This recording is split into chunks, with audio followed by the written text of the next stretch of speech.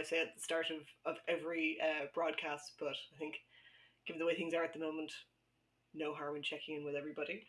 Um, so at the end of the last broadcast yesterday, I mentioned that we might look at how articles are assessed for quality on Wikipedia. And this is something that I think, if you're a casual reader of Wikipedia, is not necessarily a particularly obvious feature. And how good, bad, or indifferent Wikipedia articles are might seem a little bit mysterious to most just readers of Wikipedia. So we're going to dive a little bit into how articles are assessed and how they move along the assessment process. So, to go back to an example, we were looking at yesterday how wiki projects are added or how they're used in the talk pages. So, I picked out not a woman this time, but still an Irish person. So, if you go to the talk page of this particular artist, Patrick Tuohy, you can see that we have our wiki projects here. So, he's a biography. He's an artist, so arts and entertainment is kind of the subclass. He was a visual artist, he was a painter, so he's part of that wiki project, and he's also inevitably part of Wiki Project Ireland. And I mentioned the last time that different wiki projects can decide whether or not how important a particular article is to the scope of their particular project. So as it stands, Patrick Tuohy, I mean, while a relatively important Irish painter, he's not, I suppose, internationally known, so he wouldn't be, around the same level of perhaps more internationally renowned artists coming from Ireland, like Jack B. Yeats or something like that. So he's of relatively low importance within the broad scope of Wiki Project Ireland. But beside this, then we have our rated. So what does it mean to rate an article? And this is the quality scale that I was referring to here. So if we go back and take a look at the article for a minute, and we've discussed the idea of stubs previously. So a stub is an article that is incredibly short. So as stubs go, this is a longer one. Some stubs could only be one sentence, could just be the opening sentence there. But generally denotes an article that is very, very short and is giving you kind of the briefest of information about the topic.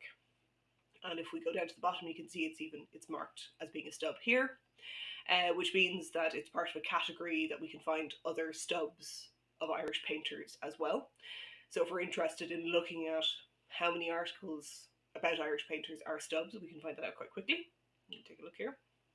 So there's quite a number that are still denoted as being stubs. So this is a way of finding content that you might, if you're interested in Irish painting or painters, this is a way of very quickly finding content that you could start editing if it's in your interest area. But what happens after a stub? It gets a little bit better. We move along to maybe what's referred to as a start. And we'll take it. So this is an example of a start article. This is an Irish zoologist, not an artist, but surprising for me. So you can see if we take a look at the top page, you can see it's rated as a start class. A start class basically means that it's starting to look and feel a little bit more like a Wikipedia article. We have sections. Now this one doesn't have any inline citations, but ideally a start article would have a level of detail that has a certain amount of inline citations. It's not just drawing on one source entirely. And if we take a look, so this is what this is what is referred to as assessing articles. And this is kind of the very lowest point of where articles start. So like everything, there is a policy page for it. It's easy Wikipedia content assessment. And what I find particularly useful is this particular gradation. So the grades and how it's laid out here. So it starts at the very top. We'll work our way back up to that. So at the very bottom, we have our stub, our lowly stub. That's a very basic description of the topic. And it gives you examples as well to show you what examples of each of those. Start article, it's starting to develop, but it's still incomplete. It may not cite adequate, it may or may not cite adequate reliable sources. So you can see the Farron article as an example of that. It has one source, but it's not inline cited. So it's looking and feeling more like a Wikipedia article, but it's not backed up with the inline citations and extra information. A C class is you're getting a little bit better again. It's getting more substantial, you have more detail in there, but as you can see, it's still missing important content or contains much irrelevant material. So it might need kind of a harsh editing. But most importantly, it's missing perhaps some important material relating to the topic. Could still have significant problems and require cleanup. And what's interesting here is, so we have our first column here, and then it kind of tells you the level of information that's being given. So at the very bottom it says stub, very little meaningful content is being given. So as I said, in the case of a biography, maybe just the first line stating birth date, death date, what the person did, and that's it. So it's you're not learning much more than doing a very cursory Google search. Start means you're getting a little bit more meaningful content, but most readers would want a little bit more. C, the casual reader is probably satisfied, but it's not a complete work. You're not getting everything. Now, once you move past C, so as an individual editor, I can decide an article is a stub, start, or a C. Once we move above this criteria, it does need to be peer reviewed, which means that as an individual editor, I can't decide whether an article is of higher quality. It has to be a number of editors coming together, assessing an article and deciding as such. So a B article is mostly complete. There are no major problems regarding cleanup, relevant material, lack of citations, that kind of thing. But it's not the full picture still. And you can see that readers are not left wanting, but a serious student or researcher is not going to be completely satisfied. After B, we go up to good article, GA, which means that it has been examined by one or more impartial reviewers. And it's useful to nearly all readers. There are no obvious issues with the article, but it's not quite at the level of a professional encyclopedia. So it's kind of a subtlety to that there. After good article, we go up to A, and that's well organised, essentially complete. It's been examined by impartial reviewers from a wiki project or elsewhere, and it is very useful. So it's very useful to most readers. It's pretty much complete, and a non-expert would not be left wanting. Basically, so as a non-expert reader, you would be happy. Now you can see we also have a featured list here, which that's kind of I suppose a subsection of types of articles, but we're going to stick to just written articles as they are. So then we have the very highest standard is featured article, and it basically means that it's professional, it's well written, it's thorough, and it is equal to the level of a professional encyclopedia. What's important to note with especially the high level criteria is that an article can be promoted to, say, A or a featured article, but it can then lose it. It doesn't mean that it gets a stamp of approval forever. If it looks as if either there's deprecation there in the quality of the article, in that a certain level of edits make the article worse, or if scholarly thought has moved on and the article has not kept up with it, so it's not up to date. It's perhaps maybe frozen in time a little bit. Then it can lose its status. So if we want to look at a few examples, so we'll have a look at a featured article. So when you're reading an article, you can see how you can perhaps denote whether or not what you're reading is a really good article without even going to the talk page. So if we take a look at the discovery of the neutron, which should be a good article, current version of it, and you can see here at top right hand corner of the article we have a little plus sign. If we hover over it, it says that it's a good article. So when you're reading an article and you're wondering, just in a quick way, do we have an assessment on this article? That's where you're going to find it. Equally, if we go to the talk page, we're going to find that it has been assessed as a good article within the projects that are related to it. If we go to Battle of Nam River, again, equally, it's a good article, which is interesting because if we go to the content assessment at the time, as of June 2014, it was ranked as A, but it has slipped since. So it has not maintained its ranking as an A article. And if we go to talk, it probably says that it moved down. It's since moved downwards, yeah. And then finally, we go to Cleopatra. Oh, she is. So now we've got a little star. You can see Wikipedians quite like their stars, like their burn stars. So you can see that this is a featured article. Interestingly, this is also a protected article, semi-protected. And this means that Articles can be locked down for certain people editing them. So IP edits, as we discussed before, the anonymous editing, where you don't have an account, you don't have to log in to edit, you couldn't edit this page. Equally, if you're a brand new editor, if you just created your account today, you wouldn't be able to edit this page. And that's due to persistent vandalism. So it's people coming in and either removing good quality information or adding dubious or poorly cited information. And it's just to lower the level of work that editors have to do to maintain article quality, so that they're not constantly having to patrol for dubious information to be added. And as you can imagine, certain historical figures, but equally politicians, pop stars, all sorts of people attract, I suppose, gossipy type material, or even, slanderous type material. So quite often those articles will always be protected to some level or another, just to ensure that none of that kind of information kind of creeps in and perhaps isn't patrolled out.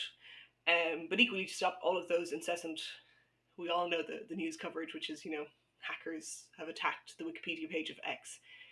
As you now probably know, you don't need to be a hacker to edit a Wikipedia page, and equally you're not hacking it when you perhaps delete something or add a funny quote unquote sentence. So it's just to kind of weed out that kind of work in patrolling vandalism as it happens. But to look at a featured article, you can see obviously there's going to be a huge amount of content written about Cleopatra's scholarly work. And you can see that it's incredibly comprehensive. It kind of goes blow by blow through her life. And if we take a look down towards the bottom, we have we have 87 citations, but we have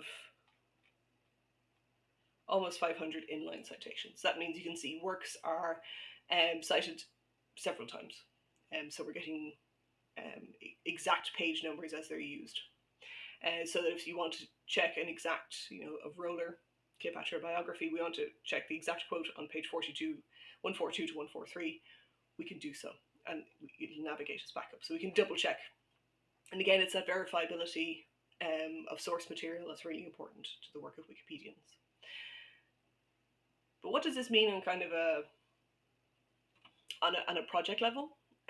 So it's kind of seen, I suppose, on the point of view of articles.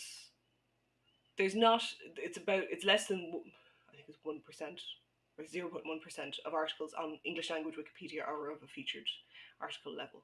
And that's because obviously it takes a huge effort to get it to that level, but also an awful lot of topics perhaps are not going to have the level of detail written about them, like Cleopatra, to get an article this substantive.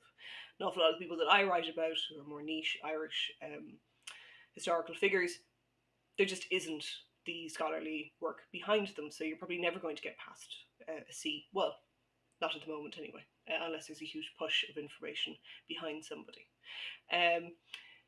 So it's a way of, I suppose, gauging, taking the temperature of where a project is as regards to how many high-level articles do we have, how many high-quality articles do we have. So going to the talk page of Wiki Project Ireland, here you can see that there are 55 articles relating to Ireland that have reached a featured article. And the majority of them, as you can see, kind of float around the start and the stop. There's a few reasons for that. Quite often articles will get updated and their categorization, their assessment won't be updated. So a lot of these stubs could actually be starts, and starts could be Cs. But the person who's made the edits wasn't aware to maybe update, or didn't feel that they should. They felt that somebody maybe should independently come in and make that assessment for them. But you can see the huge bulk of the articles, and that's true of all of Wikipedia. And there's a few historical reasons for that. In the very beginning, it was quite easy to just publish stubs without citations, and if it's a niche enough topic, nobody else has come along to improve that article. But there is I discovered this today, there are some really good pages if you're interested in, okay, how do I go about making an article much better? How do I unpick? Now, obviously a featured article is the creme de la creme, it's the highest point that you can reach on Wikipedia, so it can feel, I suppose, a little bit out of reach for an awful lot of editors and articles. But I suppose it's informative to know where an article should ideally be going. And the hope is that all articles would reach for these standards over time. And you can see that we have our criteria laid out here, that we have an article that's well written, it's comprehensive, it's well researched, it's neutral, and it's stable. And that's why you get pages being protected. The idea that you're not getting what's referred to as an edit war, which is where you have individual editors or groups of editors that disagree with each other, and they are adding and removing content backwards and forwards. It's kind of a push and pull, a tug of war over content. And that's why you will get pages being protected to ensure stability, to make sure that the kind of rogue material isn't coming in, or kind of conflicting or overly biased material isn't making its way in as well. And from the point of view of how an article should look and behave, knowing the style guidelines as they're laid out here is quite useful. So it has the lead section that we've always talked about. We have appropriate structure, and we're talking about kind of the use of section headings and things like that, and that we have the consistent citations.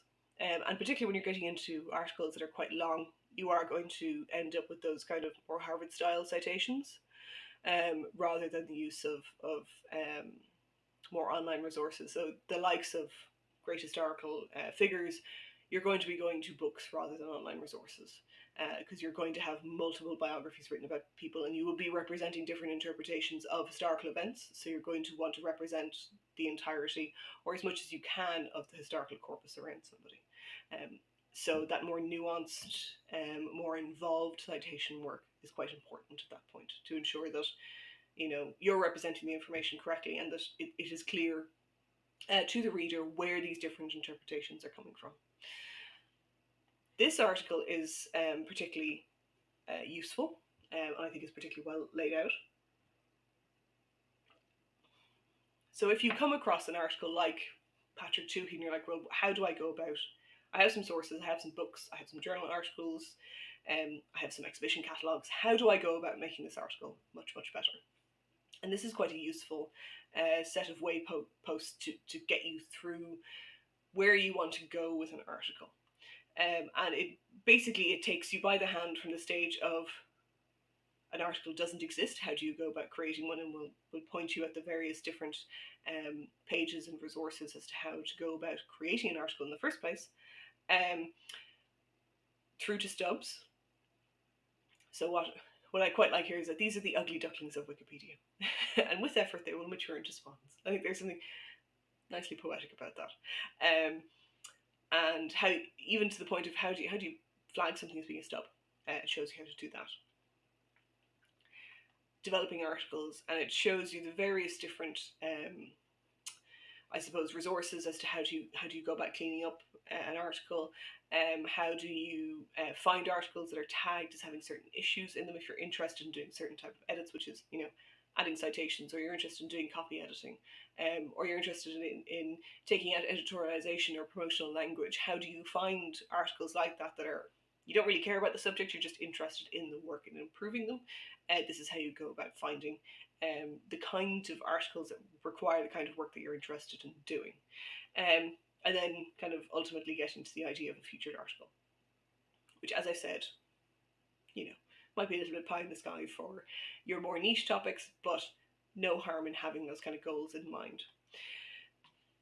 So if I was looking at Patrick Toohey, the kind of things that we would be looking to do straight out the bat are adding some sections, adding an info box, finding some more citations that will fill out the information for you, find out what where his known works are they in private collections, can they be looked at in particular institutions, that kind of, because you can see at the moment the choice of image is somewhat misleading in that you think it might be an image of Patrick Toohey, but no, it's John Joyce, James Joyce's father, by Patrick Toohey. So ideally we'd be looking for perhaps an image that is illustrated of Patrick himself rather than one of his works. We've been talking, I suppose these are all ways of categorizing, organizing, and I have referenced the use of categories quite a bit in this session. So I think it's quite important for us to know how and when do we add categories, and how do we go about perhaps improving the categories that are included. And there is a really nice gadget that we can turn on to make that work so much easier, and it's referred to as HotCat. So if I go to the top of the page, I'm logged in, so I have my preferences here. So I'm going to go to preferences. And you can see I have all sorts of, and I would really encourage you to kind of noodle around and have a look at some of the settings. So all sorts of things about, you can set your pronouns as to whether, sometimes if somebody's mentioning you, software will produce pronouns, how you want to set that up, whether or not you want an email address associated with it. There's appearance, so you can make pages look, there's actually different layouts that you can use, and there's different editing tools that we can add on or off. But what we're going to look at today is gadgets. So we take a look at gadgets, and there's a lot of them here, and a lot of them will have those policy and documentation pages. So if you're curious about what one of them does, definitely click through and see if it's something that you want to use. So what we're interested in, we're going down to the editing section, and we're going to turn on HotCat. So it's the fourth option there. We're going to turn that on, and I'm going to press save. And I have found an article that has quite poor, so if you go back to Farron for a moment, so if we go down to the categories at the moment, the only category that is being used at the moment for Farron is Irish zoologists. So it's the only category that he's going to turn up in at the moment, which is not particularly helpful. But if I refresh the page, you can see now these little plus signs have turned up, plus and minuses, and that is HotCat.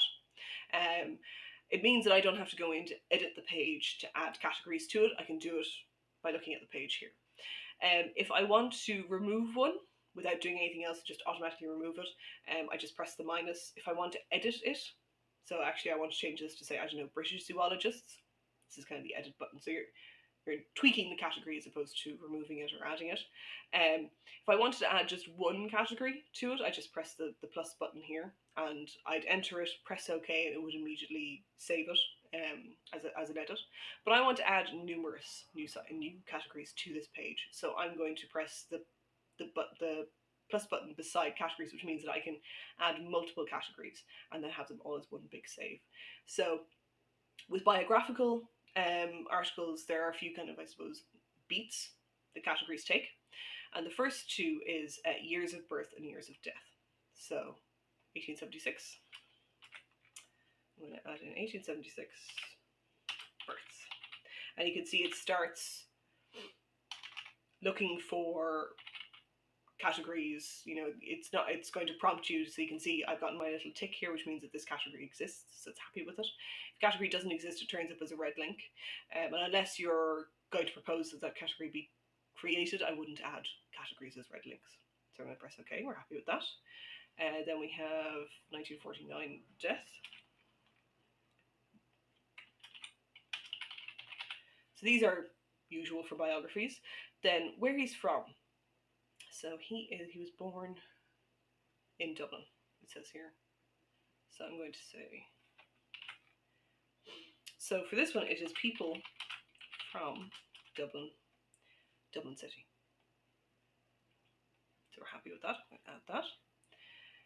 We have Irish zoologists. There might be one for, do we have marine zoologists? Yes. So we have marine zoologists. That's what he is. So I'm going to add that. Now, is there any more information that we can pull out? I mean, he was a graduate. I'll see if graduates of Trinity College is graduates of.